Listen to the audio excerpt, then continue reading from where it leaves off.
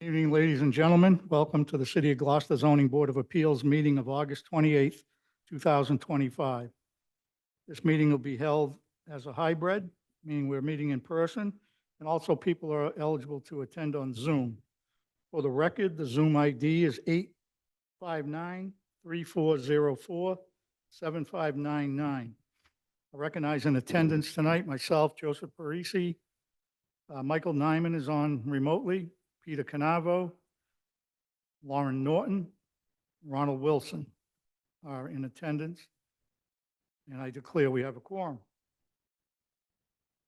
Our first order of business will be the approval of minutes of August 14th, 2025. So moved. I second. Motion made and seconded on the minutes from August 14th. Roll call vote. Mr. Wilson, Yes. Mr. Canavo, Yes. Mr. Nyman, I was not present.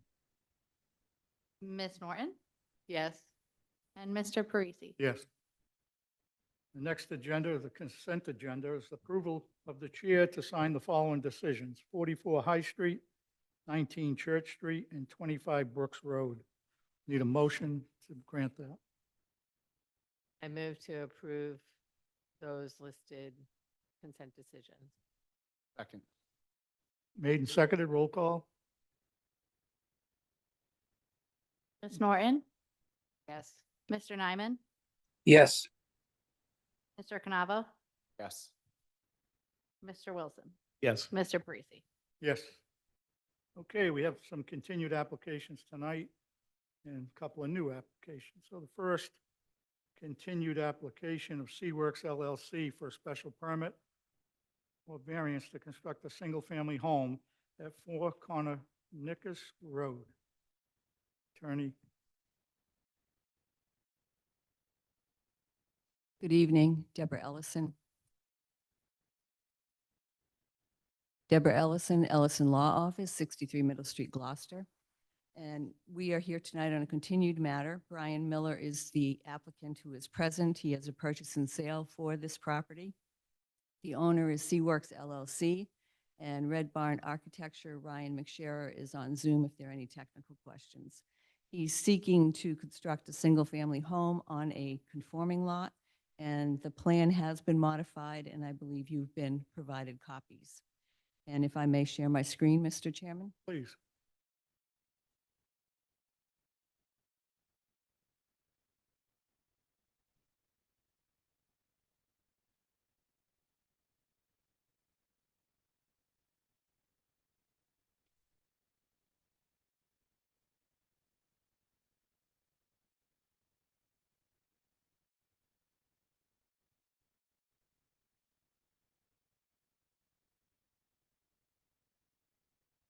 The applicant is seeking only 2 variances.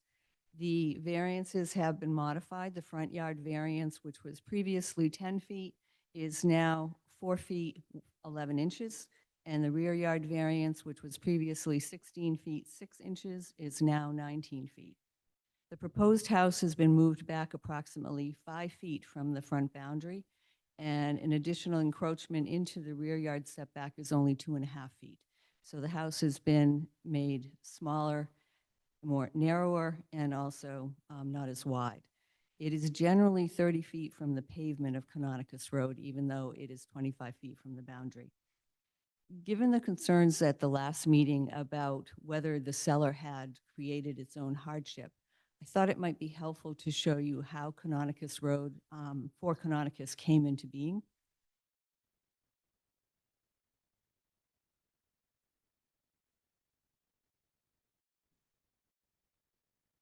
So the purple that you see here is number 4. That's what it started out as. Next to it, number 8 was not owned by the same person. It was owned by an independent third party. Number 4 also owned the green area in the back. So what happened is the 2 abutting property owners got together and decided they would do a land swap. So 4 Canonicus was given some land from number 8, And number 8 was given land in the back, which gave it access to the water. So number 4 became a conforming lot as far as size and frontage went. However, there wasn't any way to increase the depth of the lot. It still remained narrow. And there wasn't an ability to take more of number 8, because that would have meant that number 8 no longer had appropriate frontage. And more importantly, the septic system for 31 Canonicus, or 30 Uncas, which is across the street and owned by the same people, is on number 8. So this was as far over as number 4 could go. So although it cured a lot of the issues with regard to whether that lot was buildable, it could not and did not cure the depth of the lot.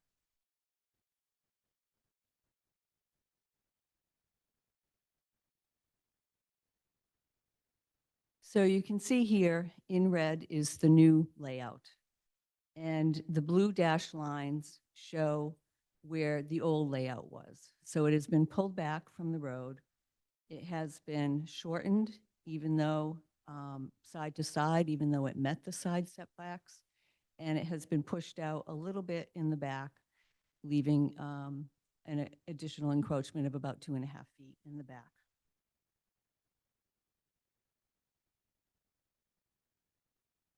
And I think it is important, as I said, that the edge of the road is not right at the property boundary. You can see that the small lower garage, this is the prior elevation showing the front. This is no longer there. So the house is much shorter in length. And again, you see on the back that it has been removed. And this is the rear elevation for the proposal. On the right side, this little bump out was also removed. So you now have a much flatter and more plain facade. And then if you look at the left side, which is where this little short garage was, that's no longer there. As we said at the last meeting, the applicant has reached out to the abutters, and he has received support from 4 of the abutters: 33 King Philip Road, 26 Uncas Road, 25 King Philip Road, and 13 Canonicus Road. And Mr. Miller himself owns 31, which is over here. Deb, And Michael Nyman here. Can you just point out the 4 landowners that you just referenced with your pointing device there? 33. Yep. 26, 25, and 13, which is not a direct abutter, but is Yep. a legal abutter. And the party that raised objections at the last meeting is number 16 Canonicus, which is down at the end of the road. And that abutter will not be directly impacted by whatever is built on this property. Obviously, he will drive by it, but is not a direct abutter. So any comments from the owner of number 8 from the previous plan that you were showing? We have not heard any objections from them, but they have not sent in any letter of support. Okay, And they were part of the swap between 4 Sure. Canonicus and number 8. sure. I understand that. Thanks. Mhm. So I would suggest to you that the variances should be granted because of the substantial hardship due to the unique characteristics of the property. The lot, as I said, is a very unique shape. And you saw from the evolution that the narrow depth of the lot was not something of the seller's own making, but it was something that he had to deal with as he was creating a conforming lot. In addition, very narrow setback area, the topography drops off significantly to the northwest. It's also constrained by ledge on the east and a sensitive riparian zone to the rear. The house has been moved back significantly, so it is only a 5-foot variance that's needed from the front yard setback. And again, it only added 2.5 feet to the rear. In general, it is 30 feet from the edge of the roadway and therefore effectively meets the zoning requirement of 30 feet, although it technically does not. The house is designed to have a minimum impact on the road. It's set farther back. It's offset from the house to the rear, and reducing the length of the house along the roadway also limits its impact. So I would suggest that it's not substantially detrimental or substantially undercut the GZO. I'm happy to answer any other questions. Can you go back to where you showed the original Lot 4 a few slides ago?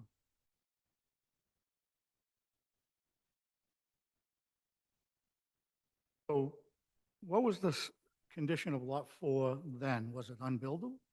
Yes, Okay, so this all happened recently, right? They yes. acquired that other land to make a lot that still technically is unbuildable.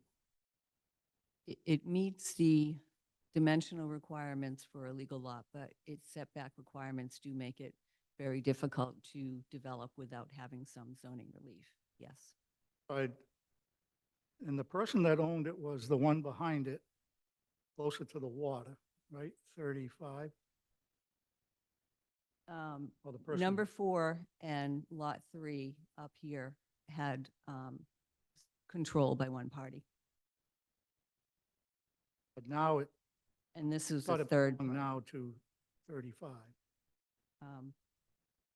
So, the one directly behind it. right, so number 8 owns part of the marsh, and number 4 also owns part of the marsh out to the water. Right, but the person that created this is the one right behind, above the number 4. Yes. So why didn't they use some of their land to create a buildable lot? There was already a house on that land. Right, but And it's way over to the left. it's over to the left, but it's also very close to the back of the lot. And they also own the land across the street, so their lot is conforming. I still question if it's self-created hardship, but you can continue. Um, Any questions, anyone?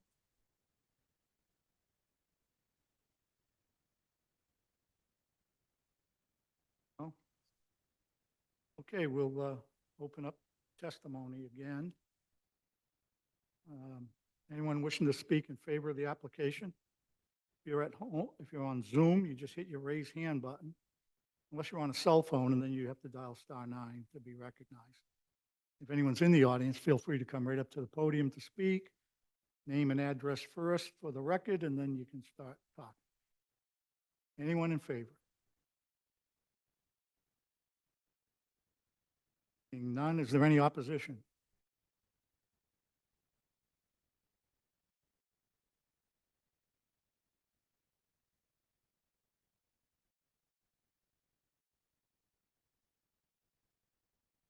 Peter Alcock has his hand raised. Yeah. I'll bring him in.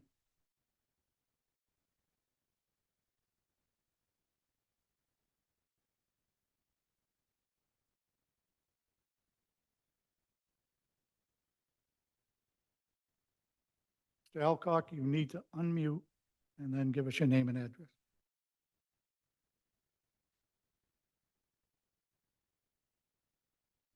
This is Peter Alcock speaking. Yes, Can you hear me? we can. Oh, thank you. Okay. My comment here is I'm glad to see they made some Sure. progress. Sir, I need your name and address for the record first, and then you can talk. Thank you very much. My name is Peter Alcock, Alcock. I live at 16 Canonicus Road in Gloucester, obviously, just down the street from this proposal.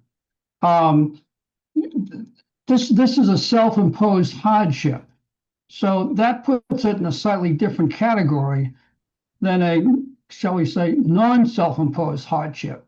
And I think that needs to be considered along the way. The other situation we have here is that, I've lived here since 1946. So, I have more than a passing interest in what goes on here. And my great-grandmother bought a house up on the hill in the same area in 1913. So my family's been quite involved with this area for a long time. I had a concern about the house. I would like to see it move back another 5 feet, quite frankly. But I also have a major concern. These roads are very fragile. They're private roads. And when you start bringing in, which there's no way you're going to get around this, you start bringing heavy equipment to lay in the concrete foundation, for example, and some equipment to either do some pounding, hammering, or dynamiting in that area, you're going to bring in some heavy equipment. And that's going to really, really take this road apart. It's bad enough as it is right now. So I'd like to see something. First, I'd like to see it move back 5 feet.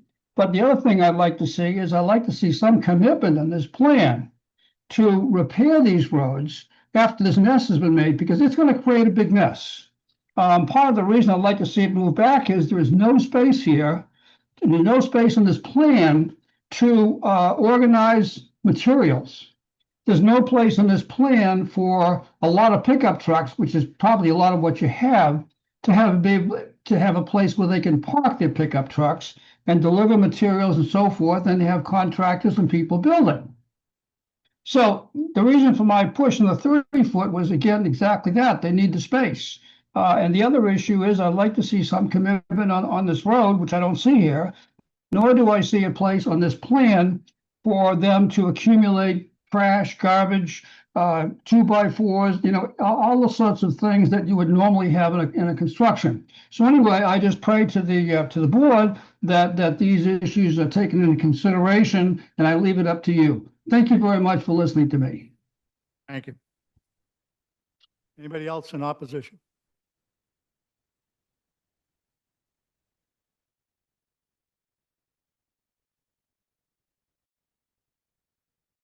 Seeing none, close public testimony. Discussion by the board.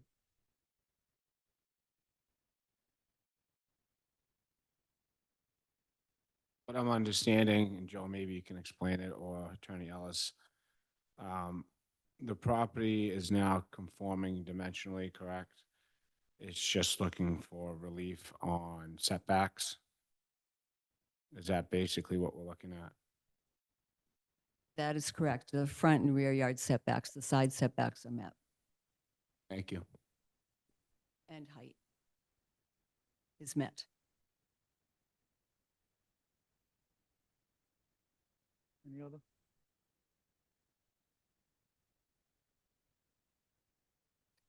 I noted the change. I think that was good effort. But you're still putting up a house that is about twice the width, or twice the depth of the building envelope. And I think what you have here is a lot that you could only put a single wide trailer on. And I think one thing that the board should consider is that, zoning is there to make sure that there is not an imposition on the road, et cetera, the front of the road, but not to necessarily preclude the development of a lot that might be challenging. And in this situation, I agree, it is challenging to fit within the setbacks, but it was the best that could be done with that lot. The depth, as I said, could not be changed. And with regard to Mr. Alcock's comments about construction, it's a single-family home. There is room on the left to do store materials, park trucks, do all of that sort of construction. Many people on that road have built new homes, and he has redone his home in the last decade. So that is really not something that I would suggest should be considered. I agree on that. How people practice normal construction and what's involved in that is not a zoning issue. I'm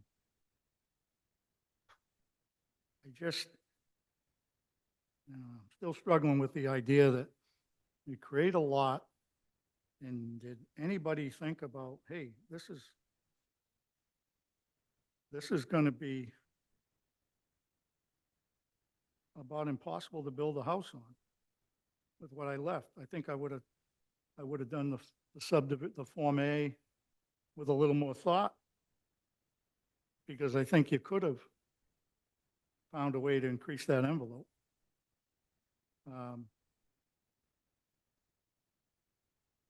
Joe, respectfully, it's just presumption is really what it is, in my estimation, that they knew full well what the building envelope was, or they would have known it if they should have known it if they didn't. I'll assume that they knew it, but they should have if they didn't. How narrow the building envelope was going to be. And they presumed upon us, and we each have to decide how we want to deal with that. But they presumed on us that we would work with them to allow a house on that lot. When a house of this size might sound okay for a lot that size, but when you start looking at the configuration of the lot, it's a fairly aggressive ask, in my estimation. And I believe it's self-imposed. It has to meet, I don't know how else you can argue differently, because they created the lot. No matter what they tried to do, at the end of the day, they created a buildable lot that looks exactly like the one we're looking at here. So it's self-imposed. So I guess it's up to us to decide, do we want to create another building lot here? Yeah, I mean, I was happy with the reduction in the size and the pullback. But I kept coming back even after the last meeting and saying, I mean, the zoning ordinance clearly states that a variance for a hardship that is self-created cannot be granted. Law, as far as I know. I mean, we dealt with that down on Sergeant Street. They self-created the lack of frontage and wanted us to grant a variance, and we didn't. So I don't know. The thought that I have about this is, well, first of all, we don't get many buildable lots, new construction really, that isn't a tear down. So this is slightly different than what we see. But I'm developing a personal interpretation of the zoning ordinance that it's the granting of variances is, dependent on conditions of the land and undersized lots or something that was built pre the law, the zoning ordinance. So this, to me, this fails that test. This was created in the last couple of years. So it was quite apparent what the situation was. And I think Michael's terminology that it was aggressive. They hoped that they would be able to build with this situation. But it doesn't seem entirely required. Okay, anybody else? Rebuttal? No further comments, Mr. Chair. Need a motion? Has to be a positive motion.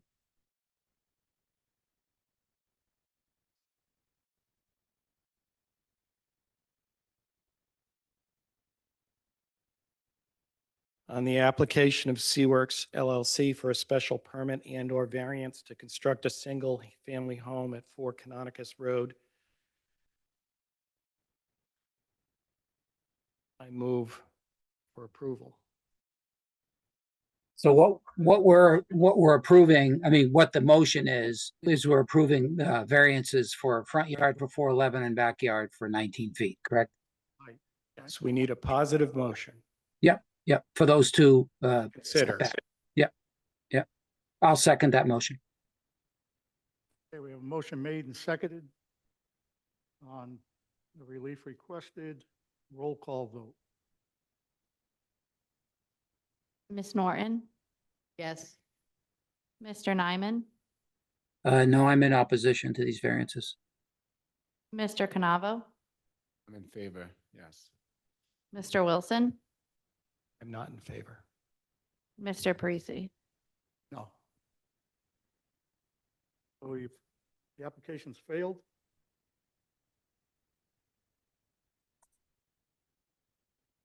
Thank you. All here. Okay, our next continued application of Karen and Vincent Tibbetts appealing a decision of the building commissioner at 12 and 12A Watson Street.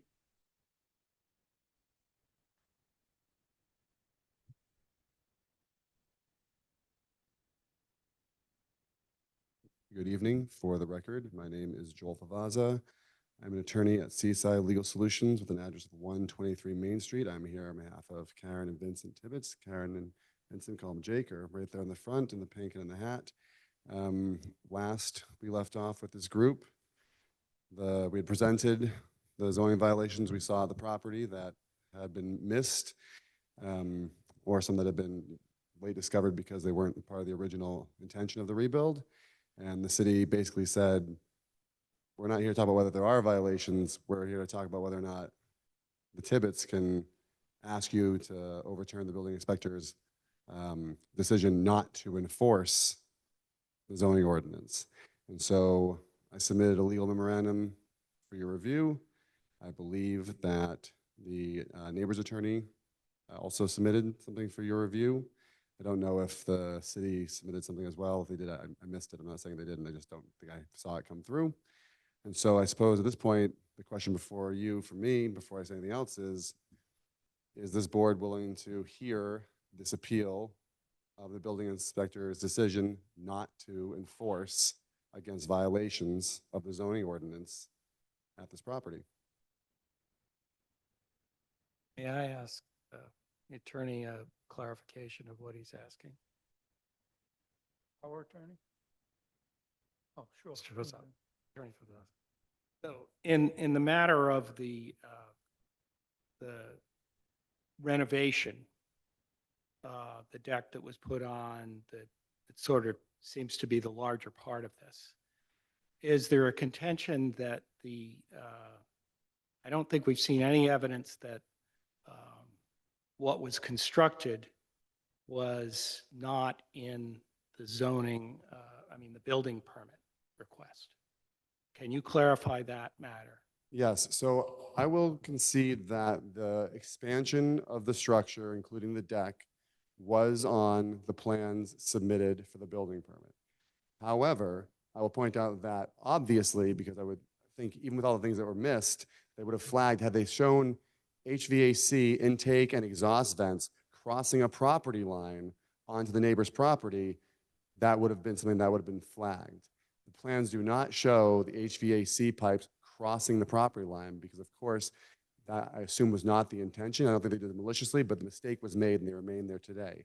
Secondly, there was no indication in the plan that they were going to build that concrete base and that flagpole. And because it meets the definitions of a structure, even if it's an accessory, it needs a building permit. So you can't say, oh, well, you knew about the flagpole. No, the flagpole was built without a building permit. The concrete base was built without a building permit.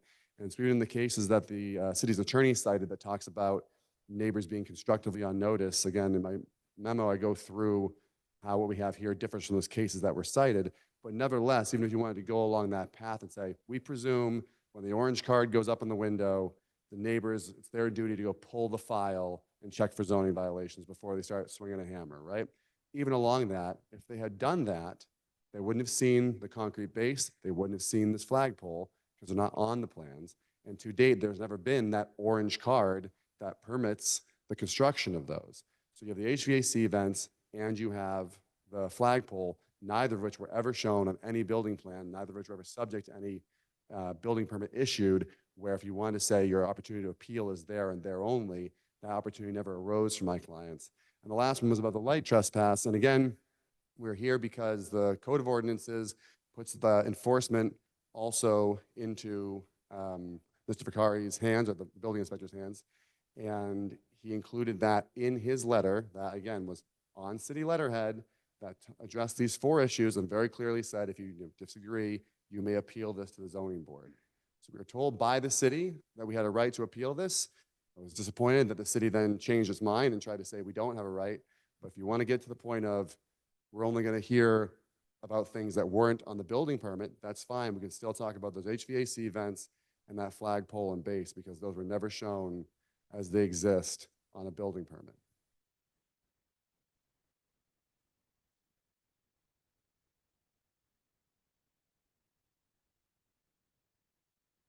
My sense overall is that this does not belong before the zoning board. Perhaps the letter shouldn't have contained some of the things that could not be brought to the zoning board. There's possibly everything on the letter should be out of there, but I am not inclined to believe that we should be looking at this. Yeah, personally, after reading all the briefs and the advice from our counsel, it seems to me that all 4 issues of appeal should be dismissed for lack of jurisdiction. There's been good argument that we don't have jurisdiction over these things. And the only one that was even up for debate might have been the flagpole, but that the building commissioner has the right to rule that it's not a structure. Doesn't meet the definition of a structure. Has no mass, so I even feel that his decision to consider that a yard accessory takes that out of our ability to deal with also. So I would, up to the board, but I would think a motion to Motion to the effect that That this is not, it's outside of our it's legal outside of our authority. jurisdiction, and to discard it or push it back. Mr. Chair, Yes, if I may, it sounds like, and again, I think it's the same result. I understand where this is heading, but even in the discussion you just had about the flagpole, there was still a determination, a zoning determination made. The building, we said, hey, this is a structure, needs a building permit, needs to comply.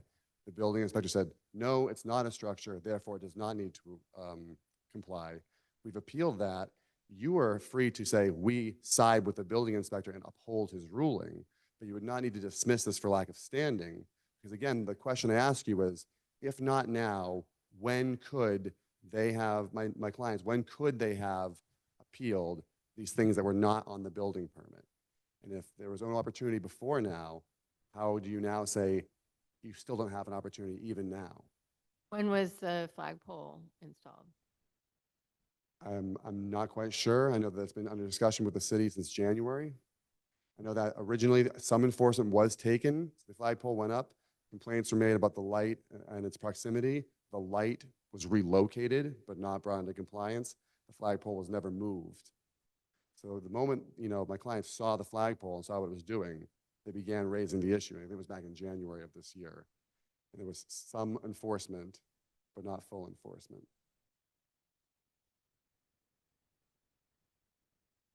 Sounds like there's a difference between building requirements and zoning issues. And this does not fall into zoning issues. This falls into operation of the building department. I don't think your recourse is here. If the letter says that, then the letter is an error. But I don't know that it's our business to edit that. But the zoning ordinance defines what a structure is and what a structure isn't. The Code of Ordinances doesn't. We're here because per the zoning ordinance, we believe that the zoning ordinance definition of structure applies to like this base and this flagpole, for example. so I don't want to argue the points of it, because what we're ruling is we don't feel it's our jurisdiction. But, I mean, you can have that debate with the building commissioner, but there's a million things that go up in people's yards that don't qualify as a structure, like swing sets, big wooden ones. Those don't fall into zoning. That's a yard accessory, as he's determined is a flagpole. Sure. And I'm saying if you want to uphold the decision, that's within your purview. But to say we don't determine what structures are or not. That's abdicating your role into the zoning ordinance. It's a zoning definition that we are challenging. We're a board of appeals Mhm. in a forward-looking appeal. If something is built that is felt to be a zoning issue, your recourse is not to the zoning board of appeals, but isn't it the land court? I can't get there until I ask the building inspector to enforce. And if he declines to enforce, I have to ask the zoning board to make him enforce. If the zoning board will not make him enforce, there they go. But again, I appreciate this is not a precedent-setting board, but I'm curious next time I'm in front of you on a separate matter where I have a client who may have built something in error. And I say, well, you're a forward-looking board. We don't need to get relief on this, even though we shouldn't have built it without a permit, right? Is that where we're going with this? Someone builds close to a property line and gets. That's how I've Not been going advised. anywhere. We're not Let's, going you know, anywhere with it. Okay. You're not going to suck us into making a comment like that. I told you, I will entertain a motion if someone on the board wants one, that this is not our jurisdiction. And leave it at that. So I just want to make a comment. So the first three pieces, I think we've agreed are not within our jurisdiction. The flagpole, I think the issue with the flagpole is, did it fall within the building permit? And if it did fall within the building permit, then the time limit on it has expired and it's outside of our jurisdiction. But if it's not in the building permit, then I would argue that we do need to make a response and either contend with the building commissioner or support his decision. And I think we have support from the city on that. So, I mean, I think we're within what the city's comfortable, unless I've misunderstood. So I think we need to separate the first three from the last one, from the flagpole. And the first question is, and maybe this is a question for Rob, for building commissioner, does that flagpole fall within the building permit? And if it does, then we don't have jurisdiction. If it doesn't, then I think we need to respond to it as a separate item and determine whether we're going to support his decision that it's a yard structure and not a building. Is that making sense? Yep. So you want to make a motion on the first three aspects of the appeal that they are not in our jurisdiction? I would make that motion exactly the way you said it. Yes.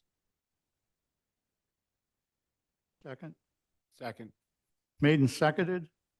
Roll call vote. Mr. Wilson,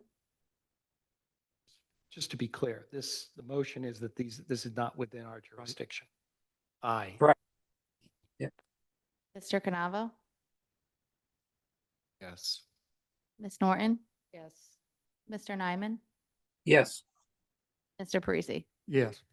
Now we'll entertain the appeal of the flagpole. And I would ask the building commissioner or I know Rocco's online, I believe. Rocco's there. If he wanted to.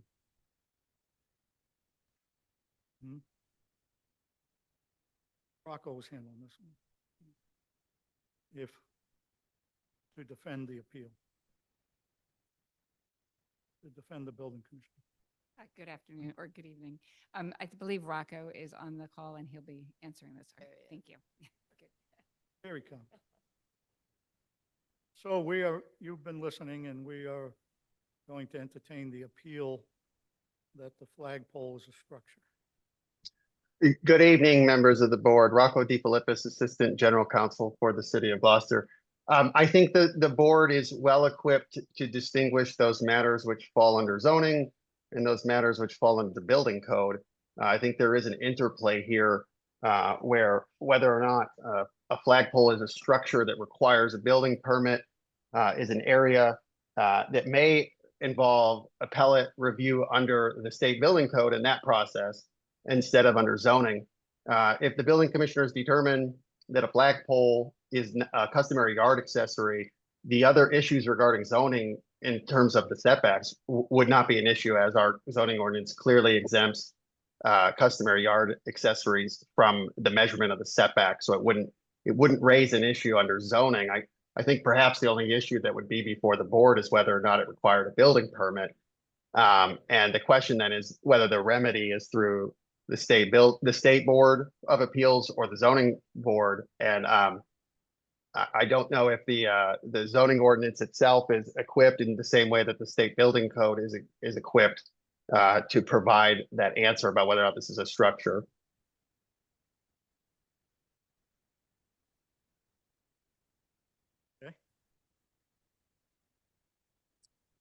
So is what we're about then, essentially, Joel has appealed his determination that it's a yard accessory.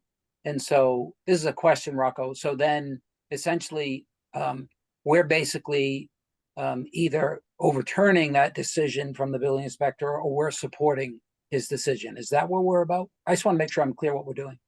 I don't want to speak for the petitioner to describe the nature of their appeal. I think that there's two issues that are present: is whether or not it's a structure, and if it is a structure under the strict letter of the ordinance, whether or not it's that type of structure that is like the listed items in the definition, such Sure. that it would require a building permit.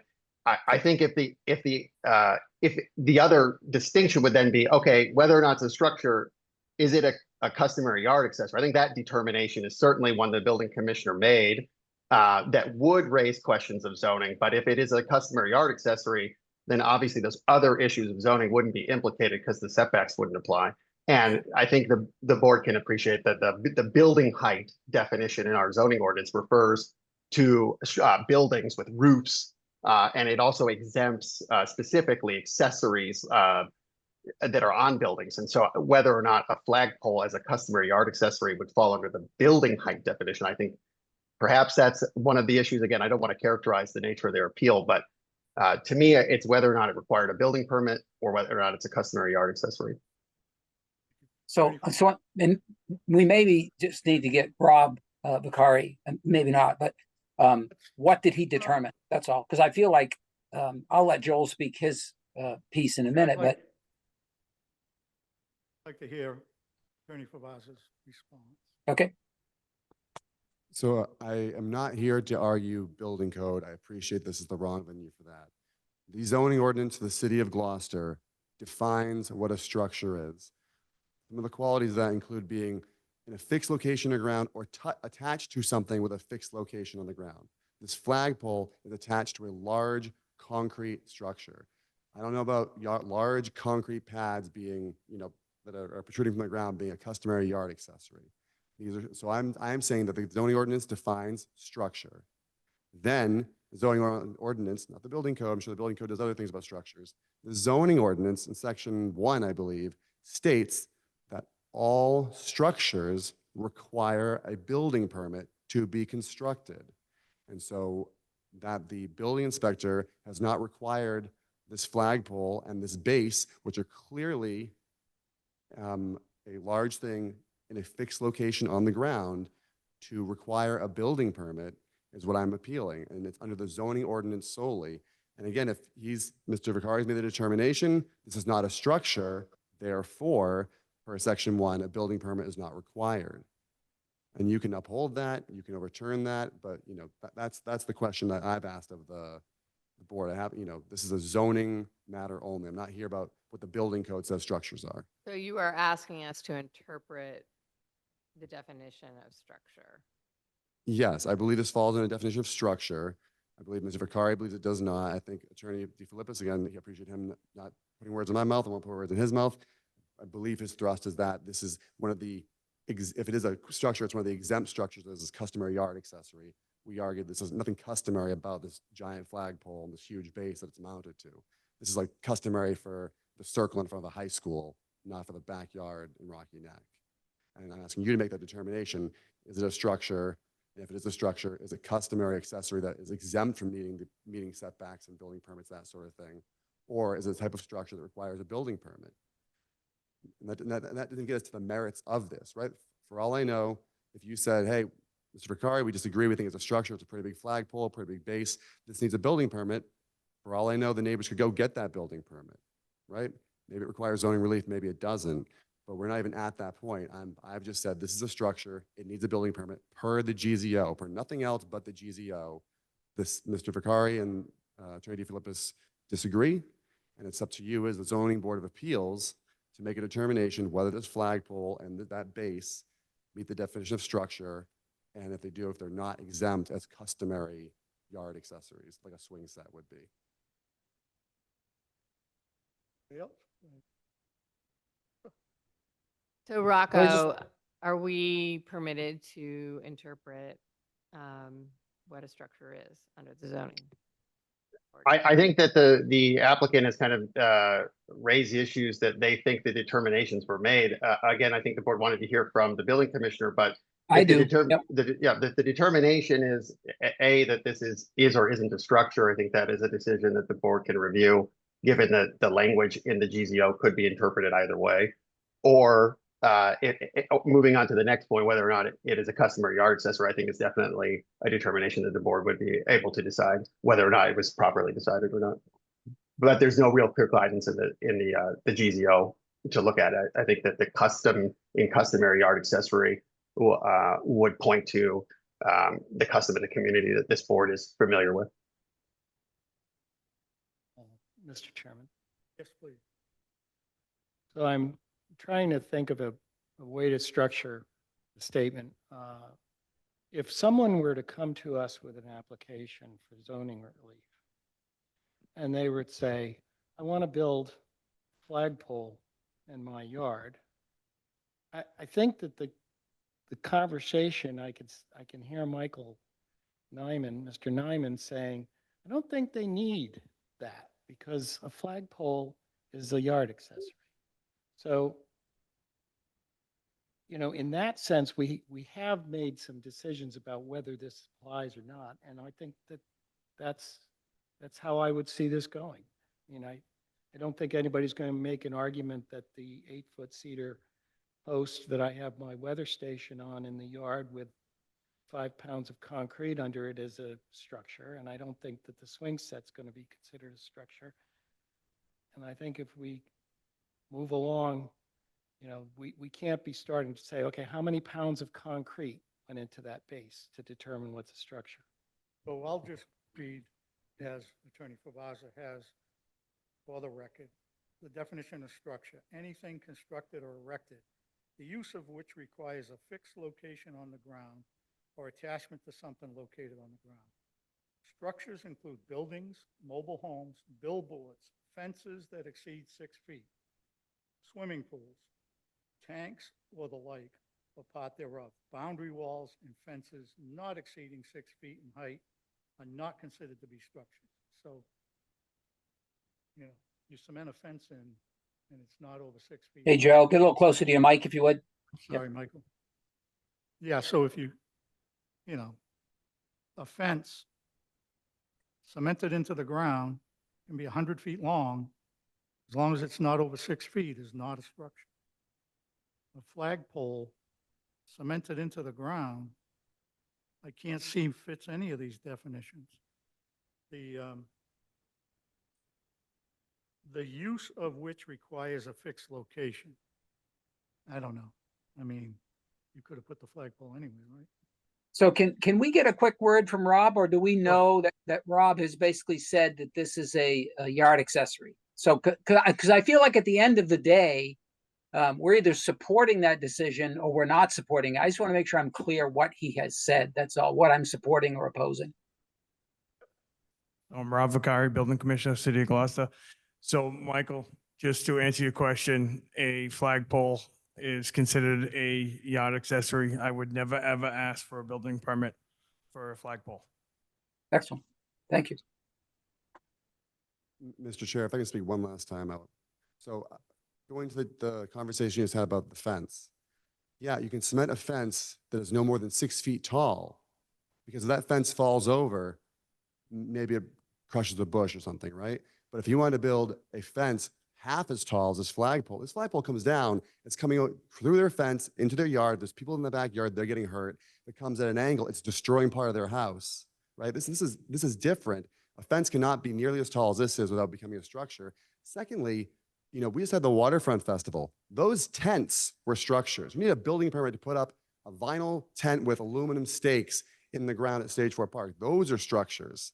If those are structures, I don't know how this flagpole that is huge, mounted to a giant concrete block with electricity running to it, how that doesn't meet structure if the tents at the Waterfront Festival are a structure, if a 7-foot fence is a cement or no is a structure, how is this flagpole not a structure? Collecting on the list in the zoning ordinance that you just read, all of the examples are 2 or 3-dimensional objects. A fence is a 2-dimensional object. It has a height and run. A flagpole is a 1-dimensional object. I mean, whether they poured the base underground or above ground, I mean, I'm sure it goes underground somewhat because you don't want it, you're over there in the direct southwest wind, you don't want it blowing over. Obviously, that's the concern. Right? So how do I make it has to be a positive motion, right? Yeah, so will be a motion to either uphold the commissioner's decision. Yep. So that's the one I'd make. So I'd move approval. I'd move approval to uphold the building commissioner's decision that the flagpole is a yard accessory. Second. We have a motion made and seconded. Roll call vote. Ms. Norton, Yes. Mr. Canavo, Yes. Mr. Wilson, Yes. Mr. Nyman, Yes. Mr. Parisi. Yes. Okay, our decision was to uphold the building commissioner, and our previous motion was to determine the first 3 aspects of the appeal were not in our jurisdiction. Our next continued application is the application of Harbor Light Community. Thanks, Rocco. Good evening. Harbor Light Homes for a comprehensive permit pursuant to Mass General Law, Chapter 40B, to construct a multifamily 29 units at 256 Main Street.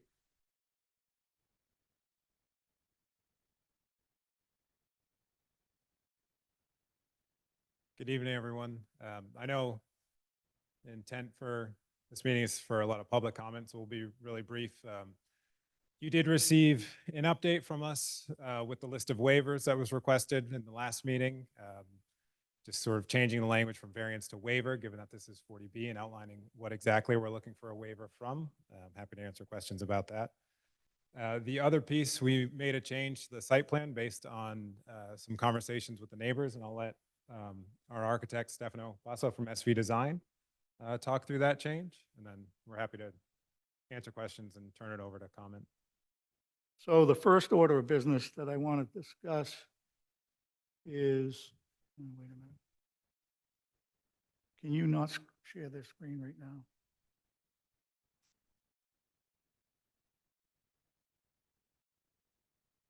So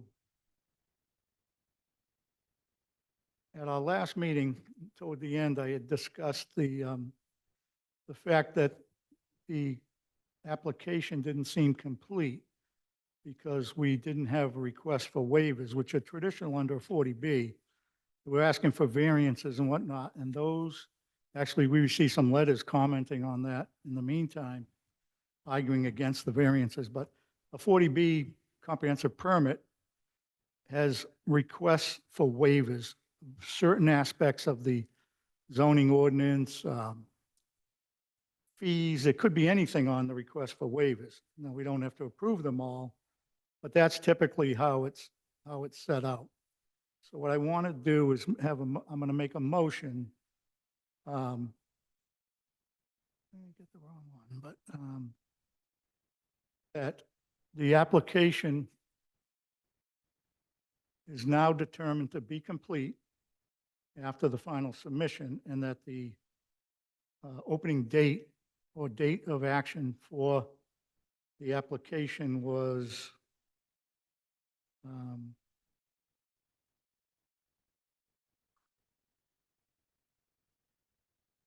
oh, you guys print on both sides.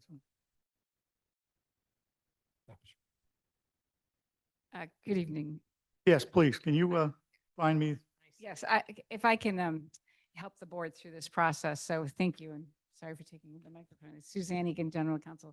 So I think one of the first things that a board does when it looks at a comprehensive permit, it has to make a decision whether or not the application is complete. And that's under the Code of Mass Regulations. And it's important, and last time you looked through that application, you determined that the list of waivers was not included in the application. So at that point, the application wasn't complete. Once the application becomes complete, then the time period begins for all of the obligations of the board under the regulations.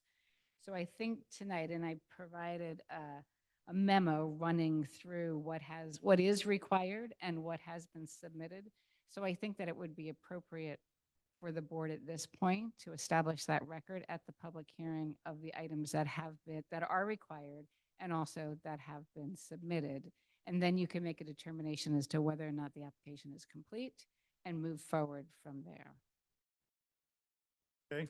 And the date on which these Everything was new submitted. items were submitted was August 22nd. Exactly.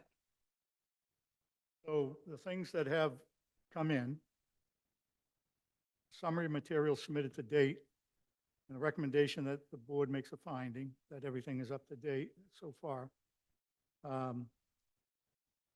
We received the updated plans. We've received the request of the waivers. We've also begun to receive reports from the various committees and boards in town that we've asked to weigh in on this. So, Mr. Chair, I can run through that list for you would if you? you'd like to, certainly. So under the CMR 760 CMR 5605, what's required in an application is the preliminary site development plans, existing site conditions showing where the buildings are, the street elevations, a landscaping plan, preliminary architectural drawings, tabulation of proposed buildings, preliminary utilities plan, and then a project eligibility letter from the subsidizing agent, and a list of requested waivers. So the board has before it the site plan that was submitted as a part of the application, the architectural drawings, and that was also submitted, but that's by SW Design. What you have before you is dated June 18th, 2025. The stormwater report was submitted with the application on that date.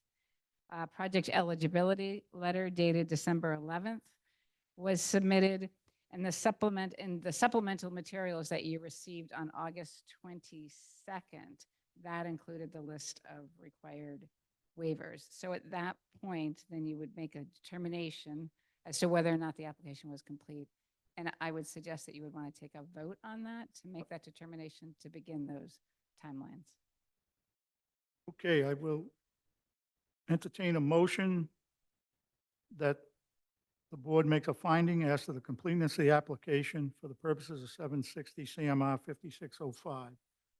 Somebody make a motion to that effect? So moved. Second. Made and seconded. Roll call? Mr. Wilson, Yes. Mr. Canavo, Yes. Ms. Norton, Yes. Mr. Nyman, Yes.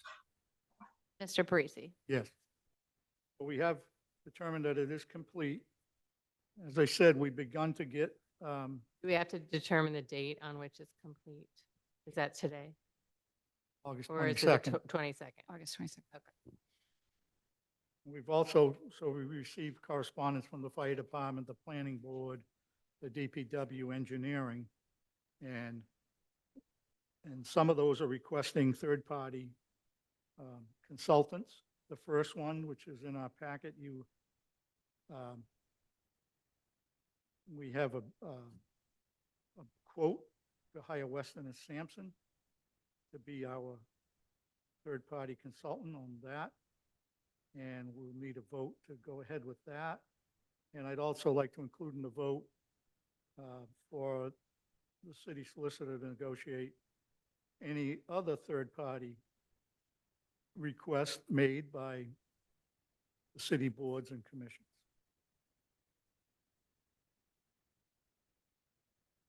So moved. Second? So a motion made and seconded on the third-party inspection process. Roll call. Mr. Nyman, Yes. Mr. Wilson, Yes. Mr. Canava, Yes. Ms. Norton, Yes. Mr. Parisi. Yes. Okay, so I think we're ready to allow you to share the screen again and just show us the update. We all have a copy, but show the public. And then we'll take public testimony tonight and we'll determine a future date once we have some more information. Great. So I'll turn it over to our designer. Good evening, Stefano Basso, SV Design, office at 126 Dodge Street in Beverly. We'd like to present an update to the plan. We're still calling this a draft. We're seeking some feedback from the fire department and health department. We can pull up the next slide. And one more. So in the bottom right corner, right along Main Street where we have the fire protection room, original version of the plan as submitted included enclosed trash room that opened up onto the drive aisle by the garage door. Request came in from the direct abutter, Plan South, for creation of a parking space that kind of straddles the property line. So Harbor Light, in an effort to be a good neighbor, asked to try to accommodate that parking space. So we took a crack at it. We're pretty tight to the lot line there, but we had a little bit of extra space to remove on the upper floors from the one-bedroom apartment on levels 2 and 3. And by eliminating the enclosed trash room, we're able to fit in a single parking space there and maintain our path of egress out the back fire stair. So we're proposing to locate the dumpster at the top of the page, just to the east of the building, Plan North. So that would be a dumpster just inside the gate of the access aisle. So if you'll recall, that's a 20-foot easement that we're maintaining for city access for the 2 existing drain lines that run between the proposed building and the neighbor's building. The health code requires a 15-foot minimum setback from a dumpster to any building to be approved by the fire department. So we're currently working with them and seeing if we can get the approval. In this instance, with the 20-foot easement, we have approximately 15 feet to the lot line. It'd be a little bit more than 15 to the neighbor's building, but the dumpster would be right up against tight to our building there. So that's, a brick wall and a sprinklered building. We think it's a reasonable request, but before we finalize this plan, we're calling it a draft. We wanted to present it to you for review as an update. Is that the little white box near the curb? Near the front? Correct. Yeah, just off the sidewalk. So we had previously shown a black metal fence with a gate along that access aisle. So we would also include some sort of enclosure for the dumpster there as well.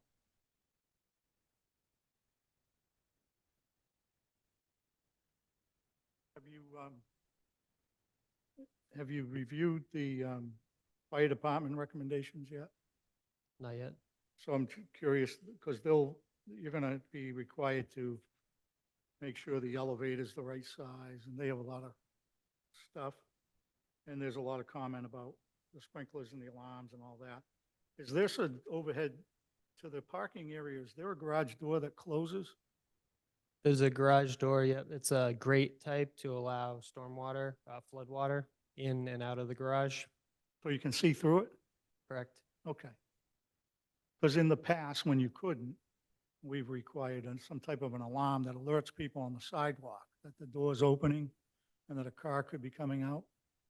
I'm not sure if you can see through the door, if that'll be necessary, but it's maybe in there as a safety thing when you do the electrical layout or whatever. Yeah, I think so. It will be mostly open, so you would be able to see. I don't know in terms of glare, how visible a car would be, but with the door going up and down, there's a little bit of space to the sidewalk, but not a ton of space. I can confirm the elevator is the correct size. Okay. Anything else you want to tell us? I mean, it's pretty much covered what you submitted. Yeah, we can just go to the upper level plan. Not a major change here, but again, in the bottom right corner, the building used to come over where the blue spaces, which are the one-bedroom apartments, the one farthest to the bottom of the page and farthest to the right came together at a right angle, and now there's a little notch taken out. So we happen to have a little bit of extra square footage, and the unit still works and lays out well and meets the OHLC requirements.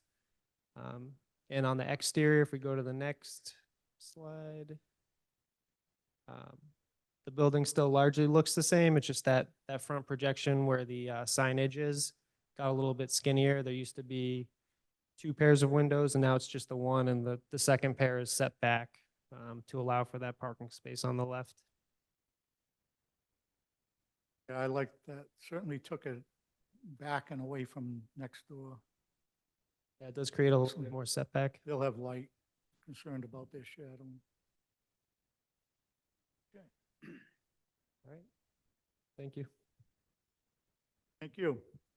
So for the public, you can go on to our Google Drive and see all of these reports, recommendations as they get posted, correct? And so I'd encourage the public as we go along with questions, you can look there first, and everything is kept up to date on there. But we will open public testimony and give people a chance to weigh in if they want to at this time. So if there's anyone wishing to speak in favor of the project, please raise your hand or come up to the mic and tell us your name and address and what you think.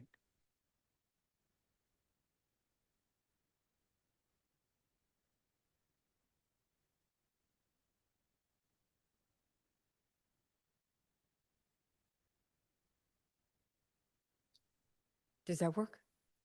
Yep, right close to it. Okay. My name is Linnea Hagberg. I live at 183 East Main Street. In addition to being a very long-term Gloucester resident, I'm also a long-term employee of Senior Care, who provides services and supports to older adults in 9 cities and towns. And I currently serve as the agency's Chief Community Engagement and Strategy Officer. I am here to voice full and unqualified support for the 252-256 Main Street development. There is a very clear unmet need for affordable housing for older adults in Gloucester.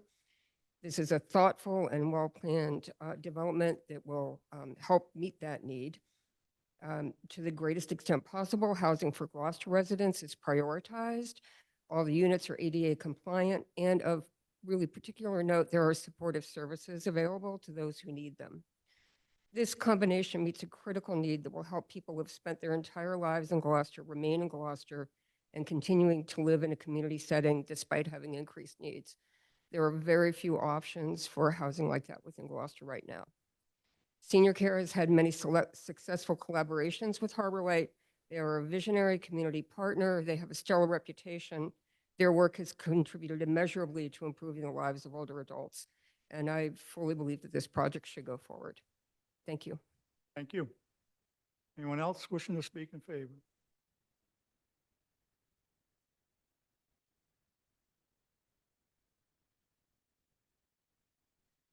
Thank you for the opportunity to speak. My name is Sunny Robinson. I live at 20 Harvard Street.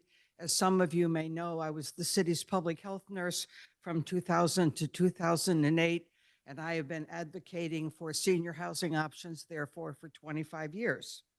I come before you tonight to express my strong and unreserved support for this proposal from Harbor Light and the Housing Authority.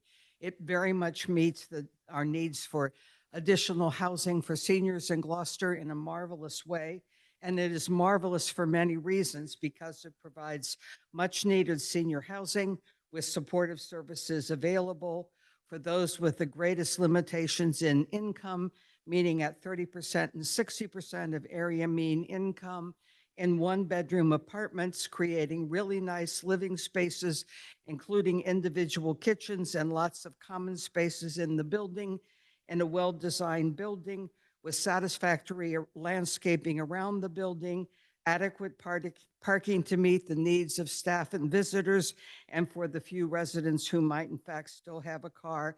Plus, it is wonderfully energy efficient to maintain excellent energy sustainability.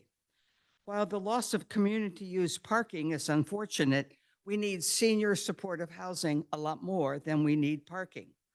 The proposal seeks a number of zoning modifications to meet its construction and design needs, and I urge the zoning board to grant all of these as requested.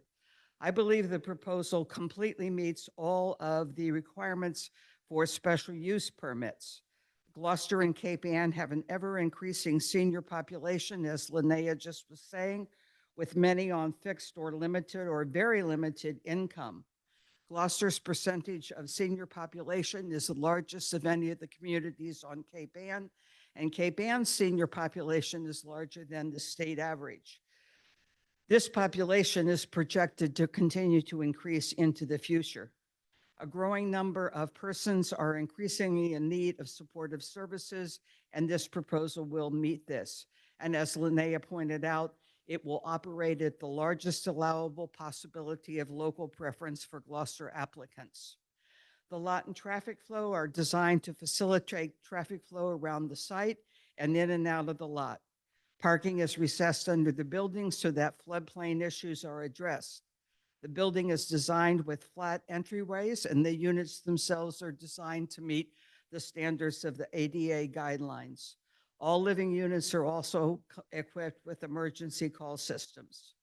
The proposed facility already has access to electricity, sewer, and water, with the proposal itself including additional proposals for meritorious accommodations to meet stretch code guidelines, allowing solar to be placed on the roof and to achieve passive home energy efficient standards. Parking as planned is adequate, and in fact, the provision of 16 spaces exceeds the requirement of only 10 spaces that would be required for a similar housing senior building. The proposed residence is well within the character of the neighborhood in which it will be placed. There are shops and restaurants nearby, with the senior center itself only a block to a block and a half away, the Gray Center practically next door, and a large multifaceted drugstore, pharmacy, convenience store within about 2 blocks. The building is designed to sit sideways on the lot, facilitating its fit with surrounding buildings and making the goings and comings from the building a little more private. Additionally, there is a patio at the entrance to the building. Yes, the residence adds to the density of the area, but the area is already dense with residential and commercial properties, and the proposal fits very nicely, surely adding to the attractiveness of the site as compared to the yucky parking lot that has been there for decades. No building in the area has front or setbacks or much in the way of open space, making this proposal similar to surrounding buildings and facades, but new and attractive and well lighted while still maintaining dark sky standards. While the landscaping and preservation of the natural environment is limited due to the lot size, it is well utilized to make the residents and surrounding area as attractive as possible. Some of you may be aware that there was a similar residence proposed for this site 20 years ago. The design of the current proposal and the landscaping it around it are, I assure you, 10 times more attractive than the proposal 20 years ago. The building is also attractively designed with the upper story setback to render the building more pleasing to the eye. The financial impact of the proposal is wonderful in that it would provide 29 senior citizens of low and very low income with the ability to find needed housing in Gloucester at a very advantageous downtown location with services available to allow them to remain in the community with the assistance they need. Therefore, all the criteria for a special use permit have been met, and I strongly urge without reservation that the zoning board approve all of the requests for variances that Harbor Light is seeking. Thank you. Thank you. Anyone else wishing to say anything in favor at this time? Please come forward.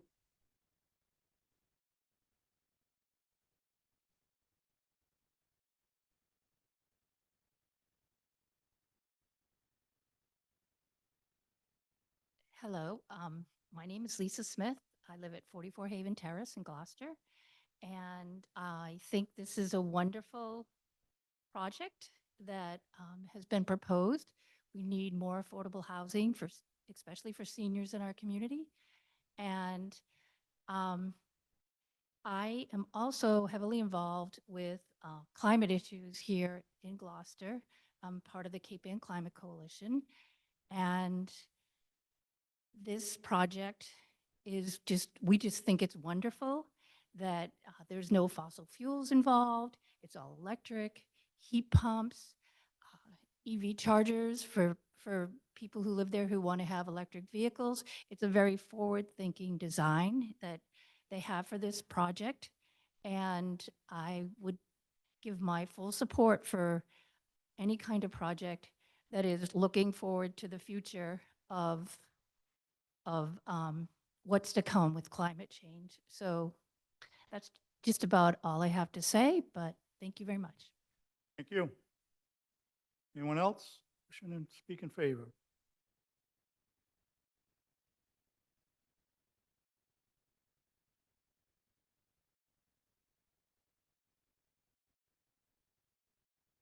Hi, I'm Dave Morrow. I live at 26 Long Hill Road here in Gloucester.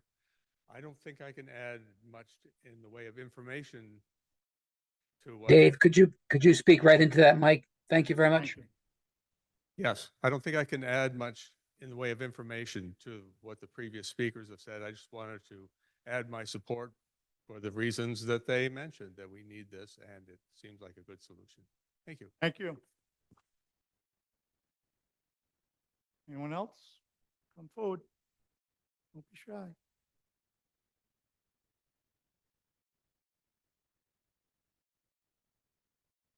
Good evening, Eric Mitchell. I am the president and CEO of Pathways for Children, 29 Emerson Avenue.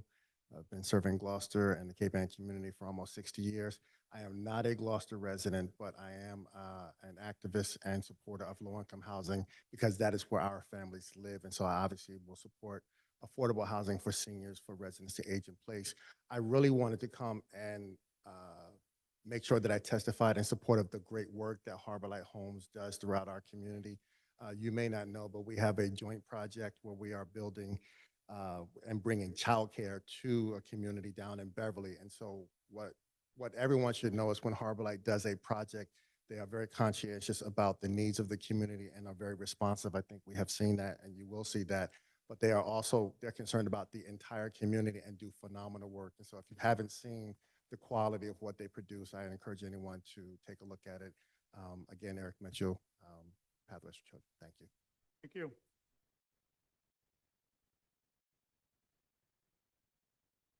Anyone else in favor? Seeing none, we will have plenty of opportunity in the future for more comment. Anyone wishing to speak in opposition to the project, to raise any concerns?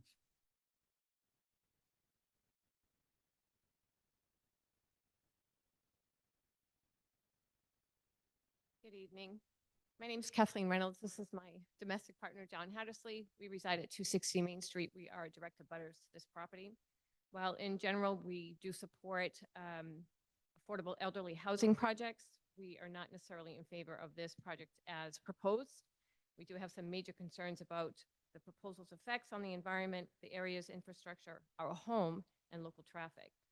Overall, we believe the proposed structure, and granted, I haven't read or seen the most recent variances or submissions by Harbor Light, so I will take the opportunity to review those and may have to update my comments, but for the most part, these are based on the original proposal. Overall, we believe the proposed structure is unsustainable for this site. We raise the following issues with the hope they can be addressed collaboratively and respectfully. We are very concerned about the environmental and structural impact of the required blasting on the integrity of our home and surroundings. At the last Zoning Board of Appeals meeting on July 31st, the project's engineer specifically acknowledged several significant complications to the proposed development, including shallow bedrock, high groundwater levels, the presence of existing sewer and stormwater lines, and the drastic reduction of the current pervious lot. The building site and its surroundings lie within a designated 100-year floodplain, and at the back of the site is substantial ledge. Water routinely flows through this ledge, even in prolonged dry weather, suggesting high groundwater pressure that could become exacerbated by construction activities. Blasting was identified by the project manager at a previous meeting with us neighbors and the developer as necessary to accommodate the rear portion of the structure, raising serious environmental and structural concerns. Specifically, blasting could destabilize the ledge, increasing the risk of landslides or shifting the groundwater flow. Such changes may result in flooding, soil erosion, or damage to the foundations of nearby properties, including our homes. God bless you. According to statements made at the meeting, these risks are compounded by the area's floodplain designation and the alteration of the site's natural water absorption capacity. The applicant's requests for relief include permitting a multifamily dwelling in excess of 7 units. Originally, the plan was for 20 units. Now it's 29 units. A reduction in the required square footage per unit, which was not mentioned at the last zoning board meeting, from 2,500 square feet to 700 square feet. Originally, the proposal called for studio apartments. Now they're asking for 1-bedroom apartments. The request also asked for relief in the reduction in open space to no open space. And I noticed from the most recent change to the drawings that they had a sitting area from the original plan, including, I think there was a picnic table and a tree at least. That's taken out because they've made room for a lone parking space. There's also, they're asking for a reduction in setbacks and the number of parking spaces, and an increase in the building height from 35 feet to 42 feet. The primary reason cited by the applicant for these requests is to make the project financially feasible or to make it economically viable for the developer. Near this area of Main Street are several mixed-use structures that include businesses on the ground level and residences above. Accommodating 29 700 square foot units at this location without any business on the ground level is beyond the nature and character of this neighborhood. Accommodating 29 units at this location without commercial space on the ground floor would result in a density and scale markedly at odds with the neighborhood's established character. 29 units would more than quadruple the permitted density and would significantly reduce both unit size and open space requirements. The average apartment building in this area typically contains no more than 12 units, with most conforming to both setback and height restrictions and including commercial space at the street level. Additionally, the drastic increase in density would exacerbate already limited street parking, creating persistent shortages for both residents and local businesses. Increased traffic flow to this site by employees, visitors, and service personnel would heighten congestion and decrease the response times for emergency vehicles. Visually, a building of the proposed scale and height would overshadow neighboring homes, disrupt the cohesive streetscape, reduce green space, and alter the overall look and feel of this area of Main Street. While the applicant's itemized list of requested variances prior to them submitting their waivers makes the scope of the project clear, the cumulative effect of these changes would result in a building whose impact on the environment and infrastructure could be detrimental to our home and other buildings, and whose size, density, and design are fundamentally incompatible with the existing zoning regulations and the established character of the neighborhood. I will say that at our meeting with the developer at the site, they did say that they would take photographs or video of our home as is, and then if there were any damages to the structure as a result of the blasting and or construction, that they would be repaired.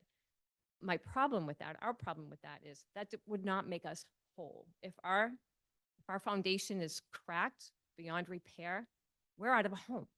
And that would be a financial hardship for us. That's standard in any construction when there's going to be blasting. Inspectors come over and that's normal construction and you would be covered by their insurance, But- insurance. I don't know what that looks like, and I don't know if that No, would like- require litigation, and all I know is if we couldn't live in the home, it would be a financial hardship for us. So we have serious concerns about the blasting and the drilling. Given the absence of clear expert guidance on the environmental impact, we believe a comprehensive independent study should be conducted to assess the risks of this project before approving the underlying application. Finally, we believe the applicant fails to meet the standards applied by the board when considering an application. Namely, the applicant fails to demonstrate a substantial hardship, financial or otherwise, and any hardship, if demonstrated, is due to factors unique to this property or not generally found at other properties within this district. And if granted, the relief would not result in substantial harm to the public or would not undercut the intent and purpose of the zoning ordinances. For all these reasons, we respectfully request that the application be denied. Thank you for your time and consideration. Thank you. Just to be clear, you're 260, which is to the right of the new building? Correct. If you're looking at the proposal, we're to the Yep. right. Okay, thank you. Anyone else wishing to speak in opposition?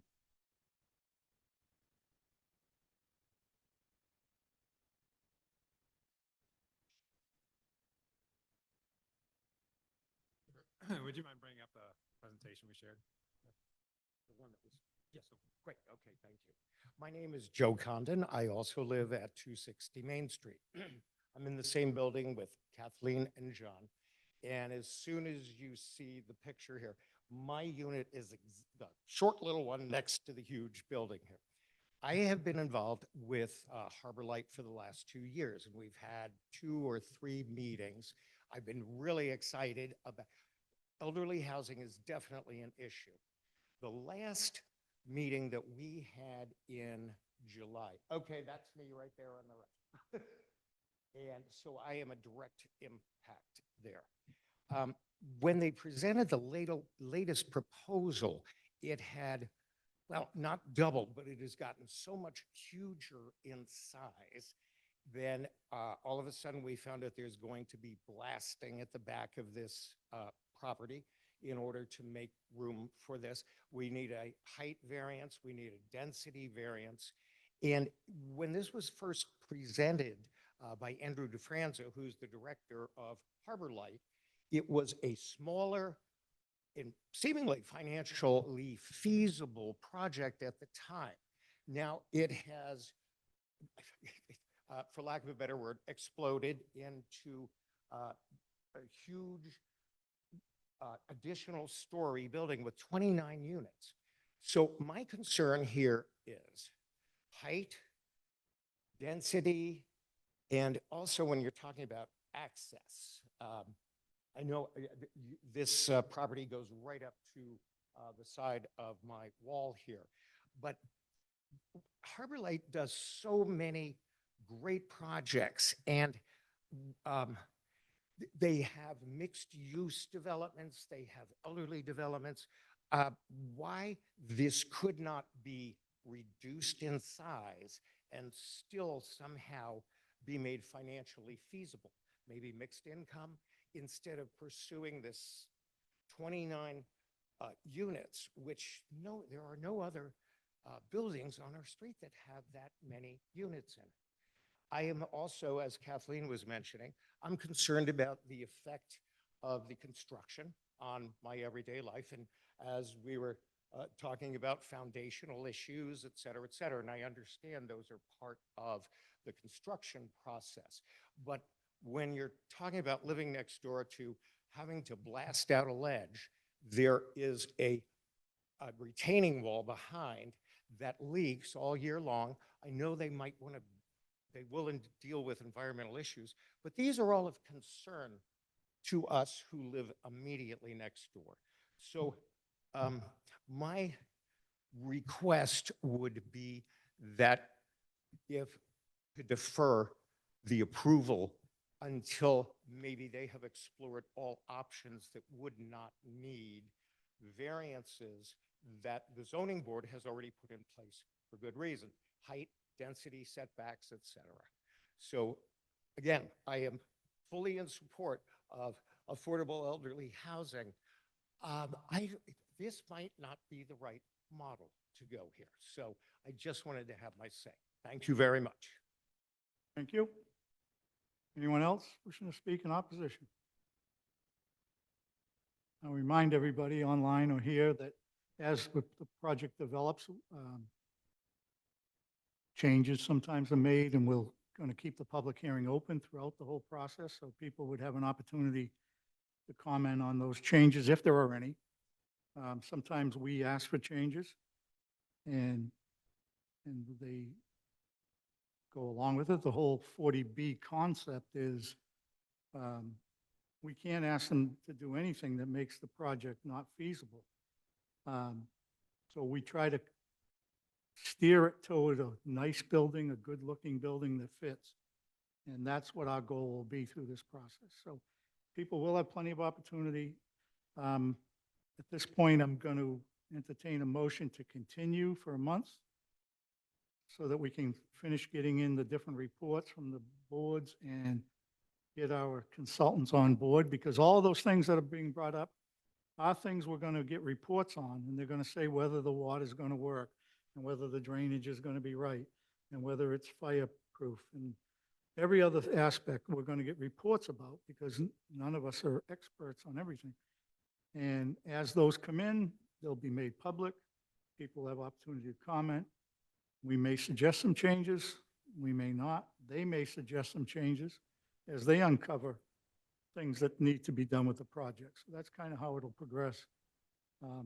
Thank everybody for participating, but I'll entertain a motion to continue for 4 weeks. Make a Make a motion. to motion. continue. I'll make a motion to continue the application of Harbor Light Community Partners, DBA Harbor Light Homes, comprehensive permit to construct 40B to construct multifamily 29 units at 256 Main Street. And I believe we want to move that to September 25th. Is that correct? Yeah. Yes. Second that. Motion made and seconded, continue to 9:25 and to continue our pursuit of information. Roll call vote. Mr. Wilson, Yes. Mr. Canavo, Yes. Ms. Norton. Yes. Mr. Nyman, Yes. Mr. Parisi. Yes. We'll see you in a month. Okay, we have 2 new hearings tonight. The first is the application of Douglas Smith for special permit of variance to construct a shed at 2 Mayflower Lane.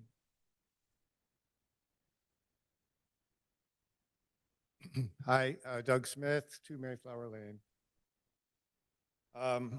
So yes, I want to replace my 8x10 garden shed with a slightly larger 8x12 garden shed in the same location. The shed has been there for at least 32 years since I bought the house in that location. It is screened by vegetation from the street, so it's really not visible from the street, at least in the summer months. And nobody's ever complained about the shed. So basically, I'm just looking for the ability to replace it with a new one. Okay, I'm just trying to get to the map here.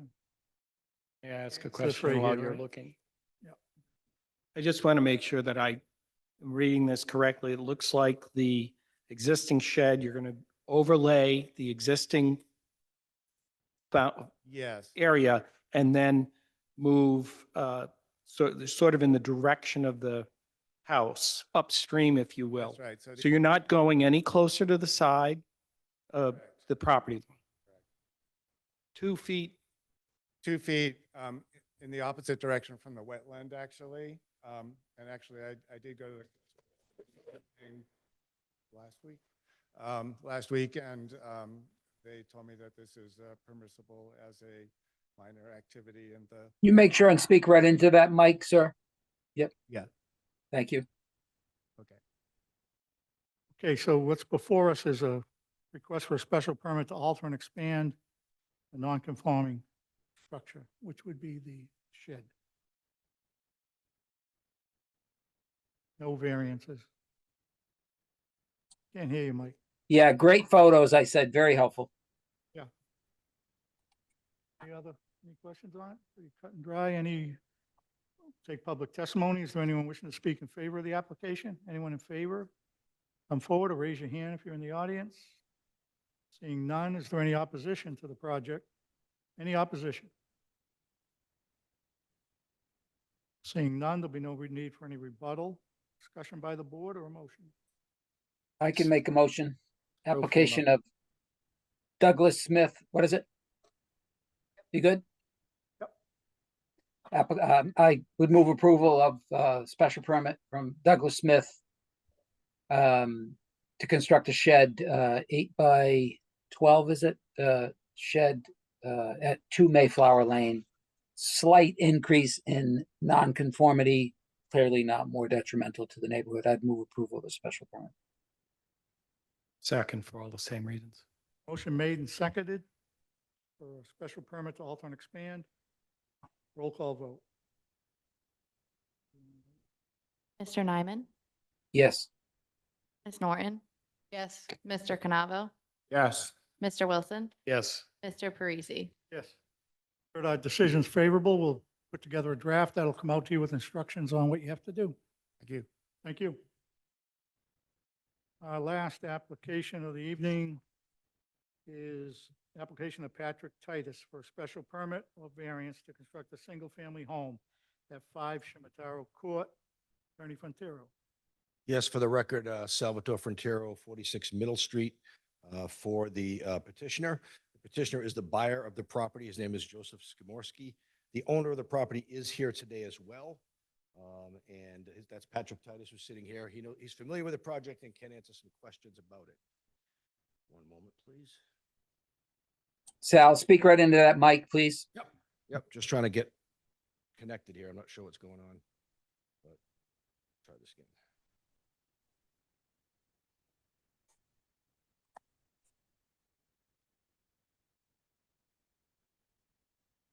Okay, great, perfect. The site is located in the Bayview section of Gloucester in the R20 zoning district. It consists of an oddly shaped 20,012 square foot vacant lot, which meets the dimensional requirements of the R20 zoning district.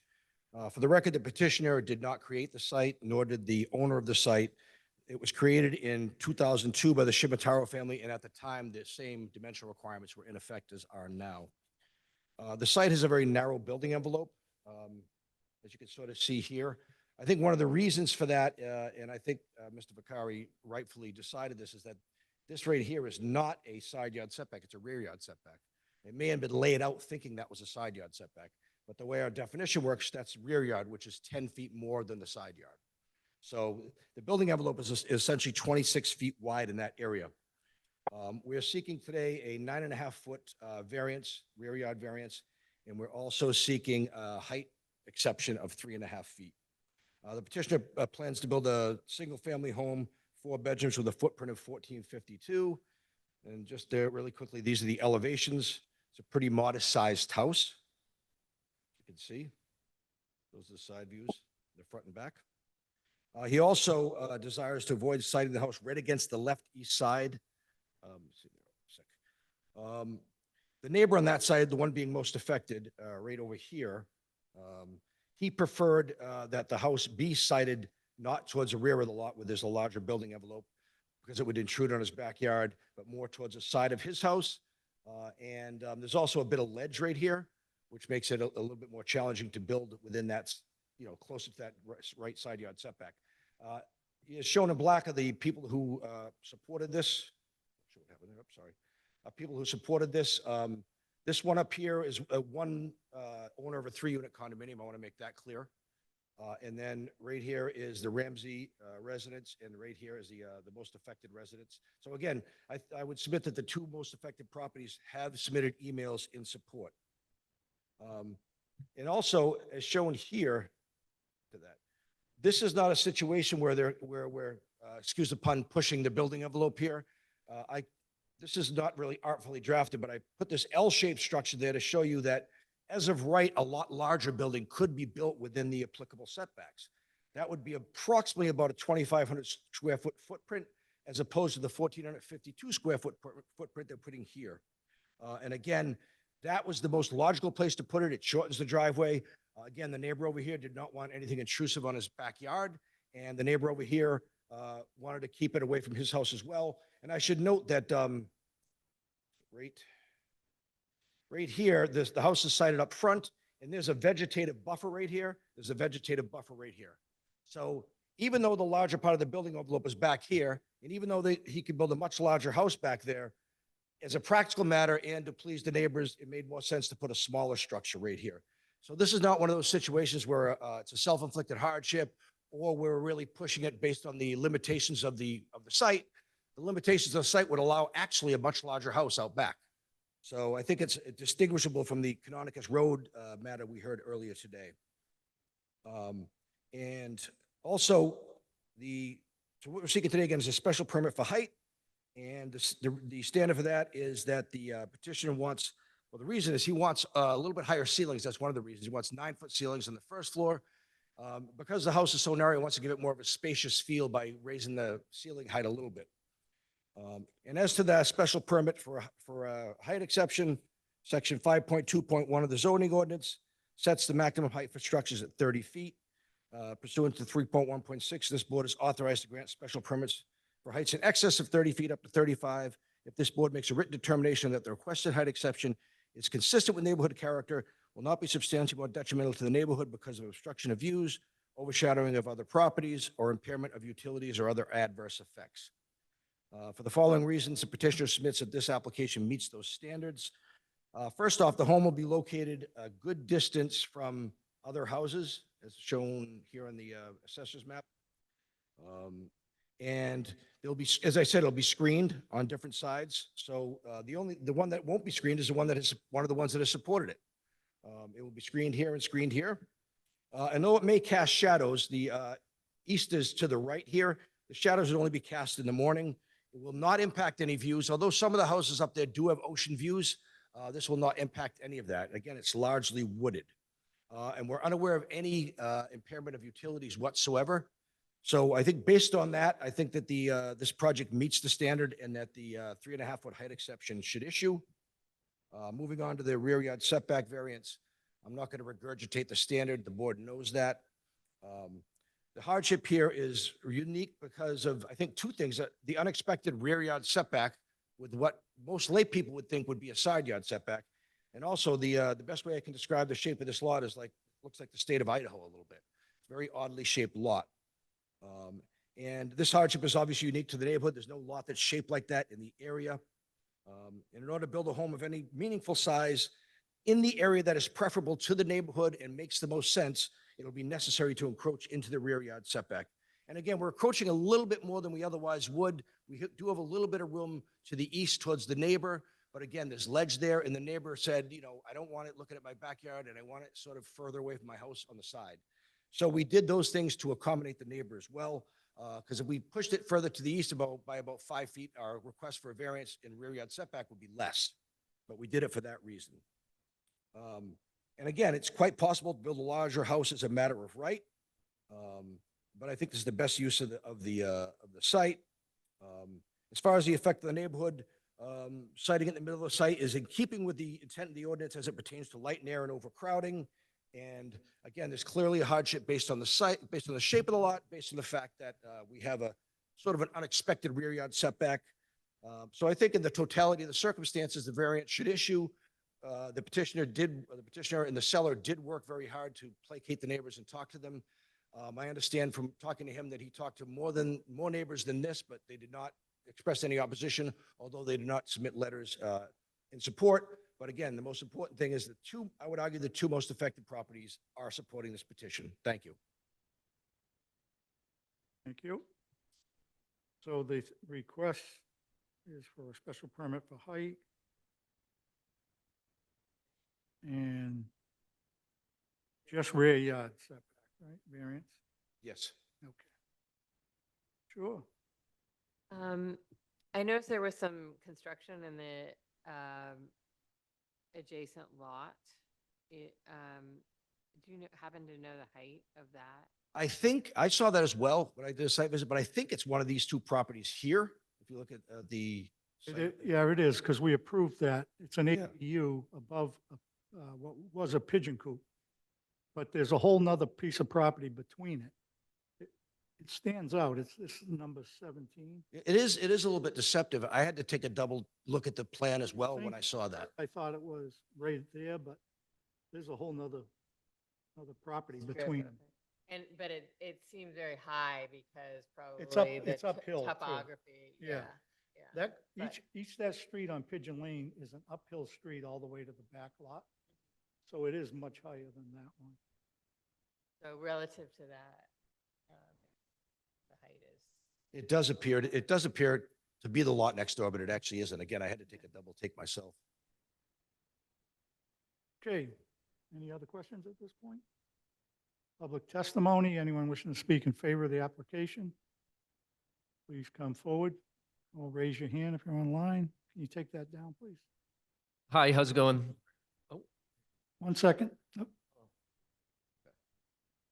Oh, My name is Patrick Titus. I'm the current owner. One thing I want to point out about the height would be with it being positioned in the front of the lot at a lower grade, the ridge height is still lower than it would be if it was positioned in the back of the lot. And the reason why this is positioned up a little bit higher is he wanted to avoid any blasting or anything like that, you know, just a little bit less intrusive to the neighborhood. And yeah, that's all I have. thank you. Anyone else in favor? Any opposition to the project?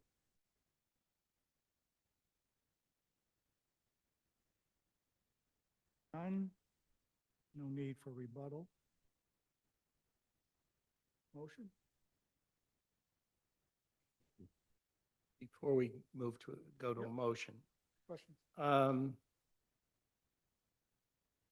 think this is the first time I've been on a hearing where there's kind of space in the envelope for building a house of this size, but it's really a choice. You know, choice of the prospective buyer and the neighbor is the sole reason why it has to be moved forward on the lot. I mean, if we wanted to play hardball, we could say, no, you got to put this in the back of the lot. That's where the building envelope is the widest. I think the one thing we'd like to see, because you're right, if he put it where the envelope would work, the neighbors may be unhappy about it, but they may not have much choice. But when someone wishing to build takes into account the request of the neighbors about locating the home, I'm all for that, you know. So I think it justifies our ability to vote for what it's asking for, because I think it makes a better neighborhood. Yeah, I think my comment, I mean, I would agree. And I've been on the board for a long time and I've seen it both ways, you know, where the neighbors really communicate really well. They make a lot of accommodations. Sometimes they need our help to make those accommodations. And other times the neighbors just give the finger to each other and they do what they can do by right. And it's a pretty unpleasant situation when it's all done. So yeah, I really appreciate the neighbors' communication here. Okay, motion by Lauren.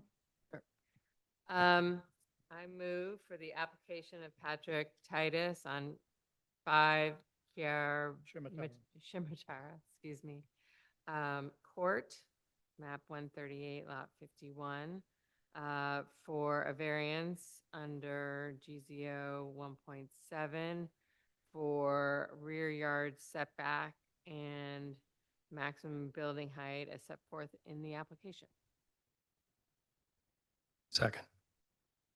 Motion made and seconded. Roll call.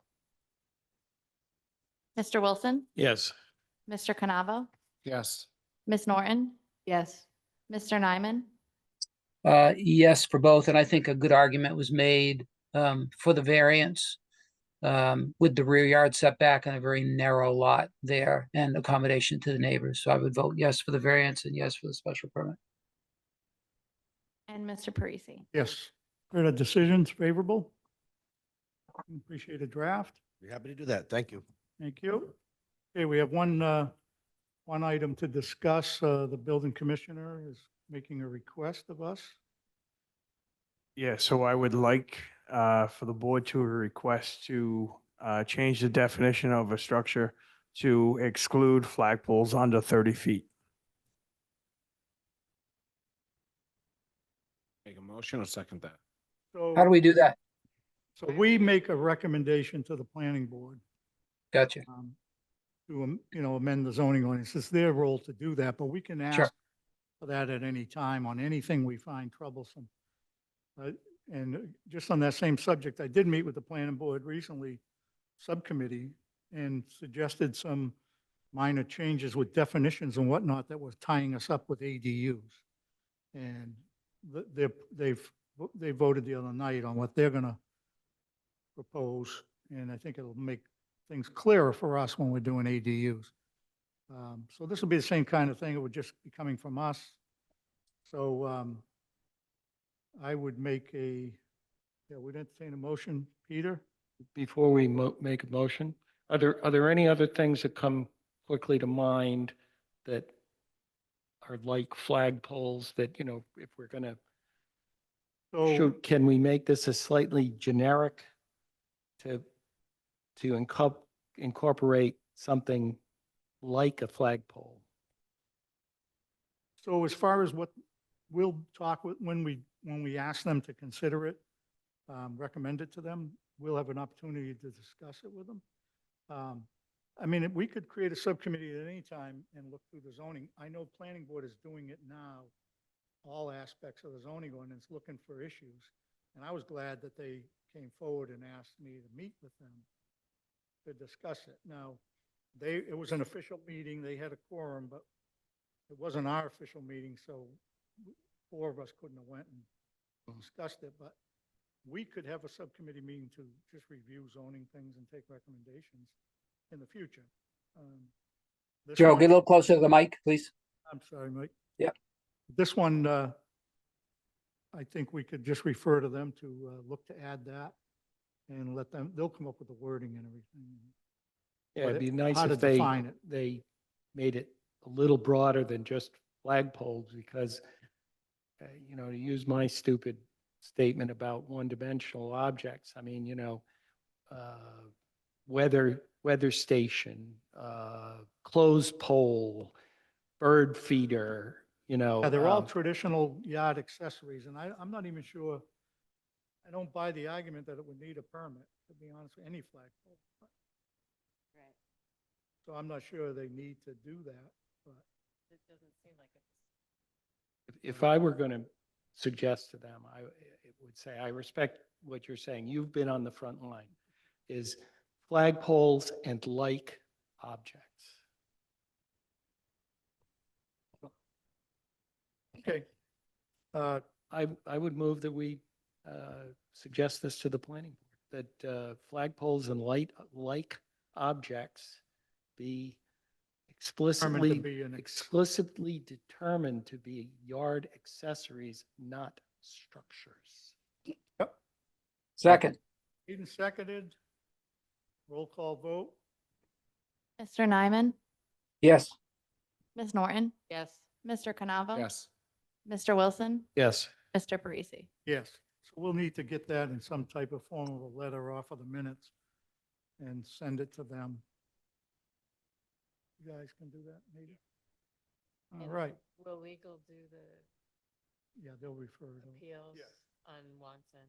Oh, yeah, we'll talk to them. I'll deal with that. Okay, anybody have any other business they want to bring up? We almost have Axel. He's got to jump through 6 more hoops and do a backflip. And then he'll be on the commission. I'm looking for a motion to adjourn. Motion to adjourn. Seconded, Second. roll call. Mr. Wilson, Yes. Mr. Canavo, Yes. Ms. Norton, Yes. Mr. Nyman, Yes. Mr. Parisi. Yes, we are adjourned. Thank you all.